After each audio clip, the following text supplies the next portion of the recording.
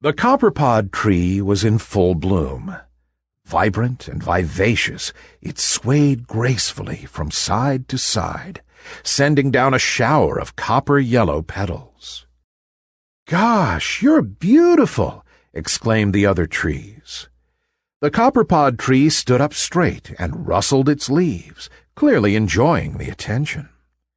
A gust of wind blew through the forest, causing all the trees to bend westward. "Oh no, my flowers!" cried the copperpod tree, trying its best to stand still. Another gust of wind sent the trees swaying the other way. "That's enough," said the copperpod tree, as a bunch of flowers fell from its topmost branches. "I've just about had enough."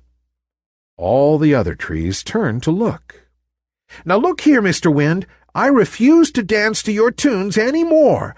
I wish to sway by myself, not the way you want me to," said the copperpod tree firmly. A gentle whisper broke out among the trees. The wind stopped blowing. The din of dead silence rang through the forest. A moment later, the wind swept through the air again. It circled around the trees and made a whooshing sound, but it never touched the copperpod tree. The copperpod tree watched the other trees giggle as the wind tickled their branches. Then it turned the other way and admired its flowers. Out of the corner of its eye, it looked to see if any tree was watching, but they were all dancing with the wind. The copperpod tree tried to ruffle its flowers, but it couldn't. It tried to shake its branches, but it couldn't. It tried to lean closer to the other trees, but it couldn't.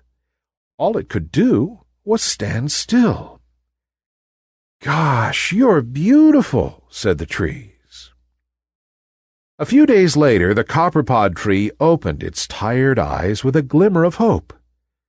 But the other trees were looking elsewhere. They were looking at the gull-mower tree, which was ablaze with fiery red flowers. It was scattering its petals in the air like tiny sparks of fire. The wind blew around it, tussling its branches and making its flowers flush and even brighter red.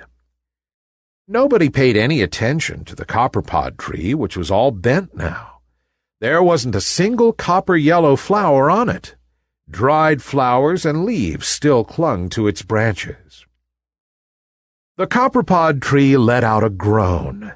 Its trunk was hurting from standing so still. It longed to sway at least once, but the wind refused to even come near it. "All right, Mr. Wind, I'm sorry. The truth is that I need you," sighed the copperpod tree. It felt a slight waft of air near its side. The wind had come closer to listen. "I know I'm a big, beautiful tree with lovely flowers and healthy branches and a nice, strong trunk. But all that doesn't matter if all I can do is be still," said the copperpod tree. "I want to sprinkle my petals over the little children that sit beneath me.